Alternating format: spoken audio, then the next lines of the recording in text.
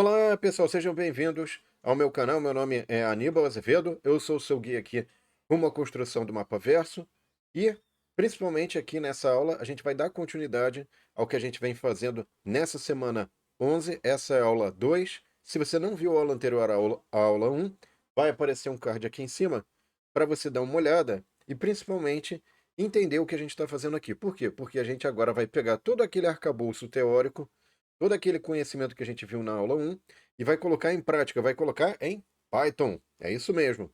Legal, então agora vou compartilhar minha tela. Lembrando que na descrição do vídeo tem vários materiais interessantes e importantes, site, esse notebook que eu vou estar fazendo com vocês, enfim. E eu vou estar adotando aquela dinâmica de vamos pegar o programa, vamos pegar o notebook e vamos entender o que tem cada um dos componentes. Ao invés de ficar digitando, a gente vai entendendo e depois, se você quiser, você pode alterar, modificar, enfim, rever esse vídeo para algum pedaço que você achou que é importante ou interessante para a sua modificação, tá bom?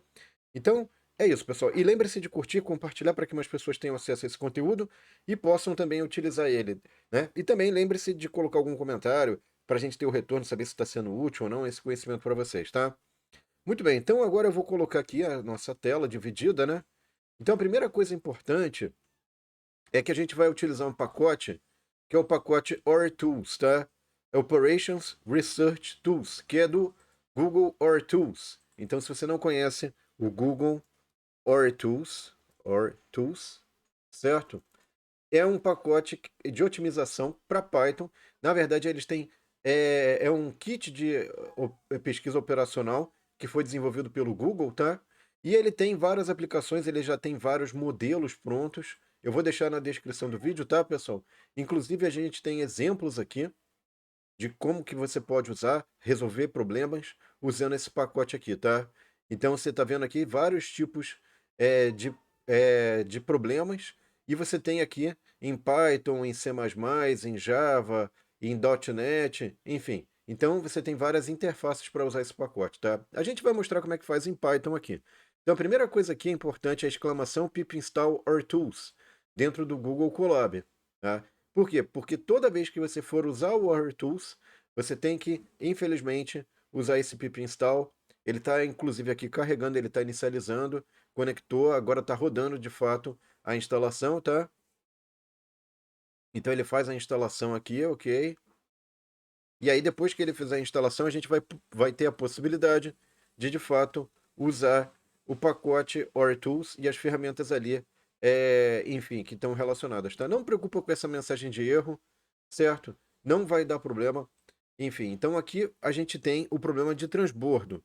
Então, só para relembrar, na aula 1 a gente falou do problema de transbordo, tá? Esse era o problema de transbordo. Então, são esses os dados que a gente já transcreveu aqui para o nosso modelo matemático. Deixa eu ver se eu consigo dar um zoom maior aqui, para vocês poderem enxergar melhor, né? Senão fica difícil de ver. E deixa eu ver se eu consigo dar um zoom aqui também, tá? Eu vou dar um zoom aqui.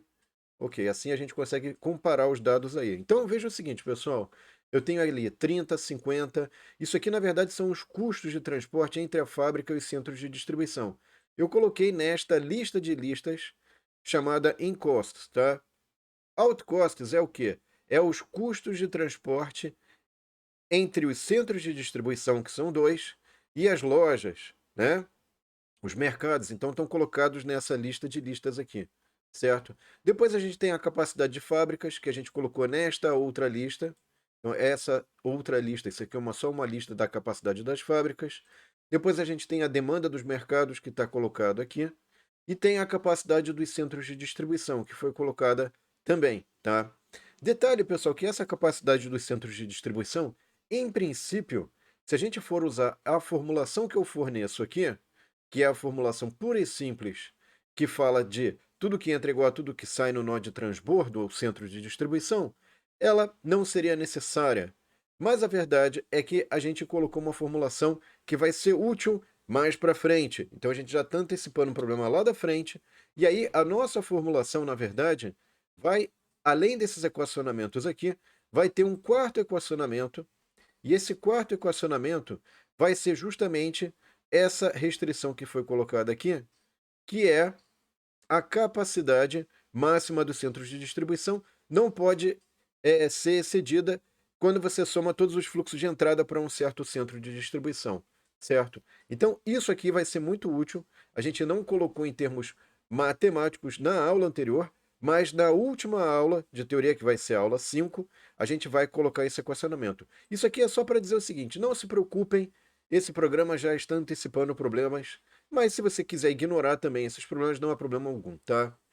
Então, como eu havia mencionado, pessoal, esses são os equacionamentos que nós devemos colocar o nosso modelo matemático. Parece algo complicado, mas não é.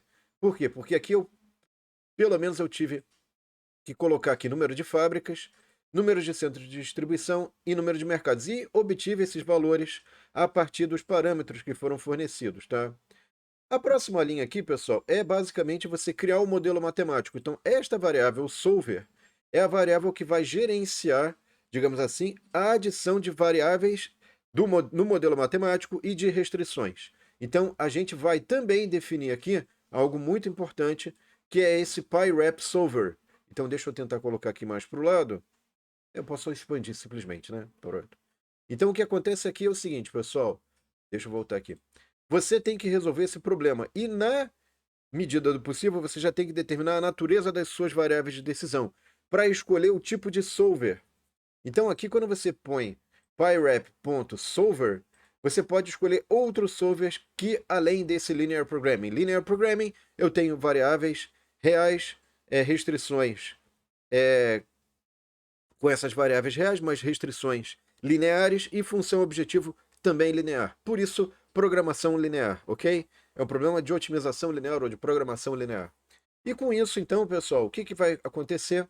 A gente pode agora, finalmente, então, criar as nossas variáveis. Então, a próxima etapa deste problema é definir nossas variáveis, certo? Porque se eu não defino as variáveis, eu não consigo modelar o problema. Então, o que são nossas variáveis? Nós temos dois tipos de variáveis. Nós temos as variáveis que definem um fluxo das fábricas para os centros de distribuição. Deixa eu mostrar essa figurinha aqui que talvez ajude a lembrar. Ó. Então é x e j. E temos as yjk, que são um fluxo entre os centros de distribuição e também entre as lojas, certo? E com essa definição dessas variáveis, como é que eu posso fazer isso? Eu defino uma variável no programa x. Esta variável, na verdade, ela vai receber uma série de outras referências para uma variável no modelo matemático. Então, tome cuidado, porque você tem a variável no programa que faz referência à variável no modelo matemático, ok? E aí o que acontece? Essa variável x e j, ela vai ter valor entre 0 e até infinito, ou seja, qualquer valor real, num var aqui, portanto, valor real, entre 0 e infinito. E você pode observar que esses índices I e J, eles estão entre número de fábricas, o primeiro índice é número de fábricas, e o segundo índice é número de centros de distribuição, tal como nós tínhamos falado que deveria ser no modelo matemático aqui, certo? Para criar o segundo conjunto de variáveis de fluxo entre centros de distribuição e lojas, nós temos a variável yjk. Veja que j varia de 0 até número de CDs menos 1, ou seja, é o número de centros de distribuição, o primeiro índice, e o segundo índice cuida dos mercados. De novo, nós temos uma variável real, num var aqui, e essa variável vai de 0 até infinito, ou seja, pode ser tão grande quanto você quiser. Essa aspas simples e vazia aqui, pessoal, é porque eu poderia dar nomes a estas variáveis, mas eu optei por não colocar esses nomes. Se eu quisesse exibir o conteúdo desse modelo, eu poderia fazê-lo, obter um relatório, mas a gente vai evitar isso, ok? Poderia ser feito, mas, enfim, para facilitar a nossa saída aqui, eu evitei de colocar nomes aqui. Agora veja o seguinte, pessoal, aqui eu posso, então, definidas as variáveis, construir as nossas restrições. Então vamos dar uma olhadinha aqui nessas nossas restrições. Na verdade, temos que fazer esses três conjuntos de restrição. E vocês vão ver agora, então, que não é tão difícil assim. Basta eu, por exemplo, fazer um for. O que significa um for? É um laço em que eu vou pegar um valor, vou fixar esse valor, e para aquele valor fixo, eu vou fazer uma operação. Então veja que esse valor vai variar de i de 0 até número de fábricas menos 1, ou seja, é um laço para o número de fábricas, vai eu vou fixando para cada i um valor específico, e para cada i específico eu adiciono ao meu modelo matemático uma restrição. Como que essa restrição é escrita? Veja aqui que eu tenho o solver. Solver soma, então eu vou fazer uma soma de quê? De x e j em j. Essa soma é em j, como está dado aqui no modelo matemático, certo? E esse j varia de 0 até o número de CDs, menos 1, ou seja, o número de CDs, que é o que a gente já tinha colocado. O que significa essa restrição? Todos os fluxos que estão saindo de uma fábrica e para todos os centros de distribuição não podem exceder a capacidade máxima, ou seja, tem que ser menor ou igual, que a capacidade máxima de uma dada fábrica I. E aqui eu ponho também, adicionalmente, pessoal, eu ponho aqui o nome da restrição, é R fábricas, a restrição das fábricas, e somo a esse nome uma string, ou seja, transformei aí de número para string, para que fique qual é a restrição associada a qual fábrica, certo? Agora veja que nós temos também o caso aqui da restrição associada a cada mercado. Vejamos, voltemos aqui, ó. Temos essa restrição para os mercados, e agora o desenvolvimento é muito próximo daquilo que foi feito para as fábricas. Só que agora eu botei aqui igual, eu poderia ter botado maior igual, para que eu possa pelo menos atender a demanda dos mercados. Pelo menos atender a demanda dos mercados. Veja que o nosso K eu fixo um valor de K, e para cada valor de K fixo, eu faço uma soma de Y em JK, sendo que o J é a soma de todos os centros de distribuição, ou seja, todos os fluxos que saem do centro de distribuição, que vão para um certo mercado K, tem que ser maior ou igual, aqui no caso igual, para um certo mercado K, para atender a demanda de um certo mercado K. E aqui eu ponho o nome da restrição de cada mercado. Isso aqui vão me gerar K restrições, tá? Muito bem, agora qual que é a última restrição? São as restrições dos centros de distribuição. Basicamente, eu tenho que tudo que entra é igual a tudo que sai. Mas tudo que entra da onde? Das fábricas. Então, a soma aqui é no índice I. Ao passo que tudo que saia, sai para todos os mercados, K. Então, a soma é em K, que é o índice correspondente aos mercados. E é justamente o que nós fazemos aqui. Agora, nós temos uma restrição em que eu faço para cada centro de distribuição tudo que entra de todas as fábricas. Deixa eu voltar aqui um pouquinho. Tudo que entra de todas as fábricas para o centro de distribuição, que é isto aqui, é este termo aqui, tem que ser igual a tudo que sai para todos os mercados, que é este outro termo aqui. Isso tem que ser igual. E como é que eu represento igualdade? Eu faço igual, igual, tá? Muito bem. Então, feito isso, eu tenho uma geração de restrição para todos os K centros de distribuição. Agora, essa última restrição aqui, que eu estou mostrando, é justamente a restrição que limita o fluxo de entrada nos seus centros de distribuição à capacidade. Veja que aqui é muito parecido essa primeira parte com essa terceira restrição, mas eu não tenho igual a soma dos fluxos que saem. Na verdade, isso tem que ser menor ou igual que a capacidade daquele centro de distribuição. Isso é uma restrição de capacidade que é associada a cada centro de distribuição, e é muito interessante quando eu quero colocar que existem diferenças de capacidade entre os centros de distribuição. Por último aqui, pessoal, nós temos uma função objetivo, e esta função objetivo nada mais é do que, se nós voltarmos aqui para o problema matemático, uma soma dupla. E essa soma dupla, como vocês podem observar, vai ser primeiro em I e J para X de I, então são os custos de transporte entre as fábricas e os centros de distribuição, e este primeiro pedacinho aqui é justamente o que cobre esses custos multiplicado pelos fluxos correspondentes. E finalmente aqui nós temos o segundo termo, que corresponderia a esse segundo termo que está dado aqui. Esta é o segundo termo, onde nós temos os fluxos de saída dos centros de distribuição para as lojas multiplicado pelo fluxo correspondente, certo? E, finalmente, então, nós podemos chamar o nosso solver para resolver. Basta fazer solver minimize solver sum objective terms. Lembre-se que esse object terms foi criado aqui vazio e depois foram acrescentados, adicionados cada um desses termos de custo aqui, ok? Que vão ser calculados.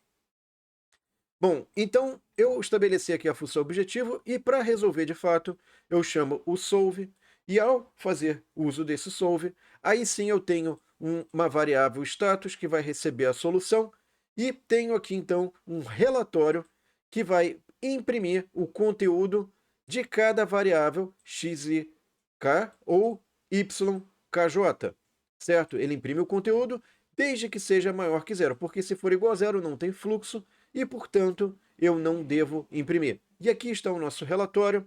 Vocês podem observar que esse valor que aparece aqui, ele é perfeitamente válido e pode ser validado com a solução que foi produzida, que está dada aqui graficamente, certo? Então, vocês vejam aqui o fluxo 140, o fluxo 50, saindo da fábrica 1. Depois você tem o fluxo da fábrica 2 para o centro de distribuição 1, que é de 300. Você tem o fluxo da fábrica 3 para o centro de distribuição 2, que é 100, e assim por diante. Então você pode observar tudo isto e também verificar que o custo total final, que é 30.700 unidades monetárias, foi validado. E adicionalmente temos aqui, pessoal, não só essa célula aqui foi rodada, vamos só rodar aqui para mostrar para vocês que funciona. Foi rodada, veja que funciona, ok? E aqui nós usamos uma célula adicional para mostrar, para exibir os dados. Vocês veem que os gráficos foram, digamos assim, eles superpõem os fluxos. Então, por isso que não aparecem certos fluxos, porque ele primeiro desenha uma primeira camada de fluxos, depois põe outra camada de fluxos em cima, e não aparece muito bem todos os fluxos. Mas já ajuda, já dá uma primeira orientação para a gente ver, para a gente entender a solução obtida pelo solver, certo? Bom, com isso então, pessoal, nós conseguimos vencer essa questão do solver, como é que põe no solver, ou pelo menos explicamos. Isso já está dado. Vá lá no nosso notebook, rode, execute, modifique, interaja, veja como é que funciona para entender melhor o modelo, tá bom? Então, agradeço a atenção de vocês, espero que vocês tenham gostado. Não esqueçam de curtir e compartilhar para que mais pessoas tenham acesso a esse conteúdo. E próxima aula, nós vamos falar do problema de localização. É isso. Obrigado, um abraço, pessoal, e até lá. Tchau!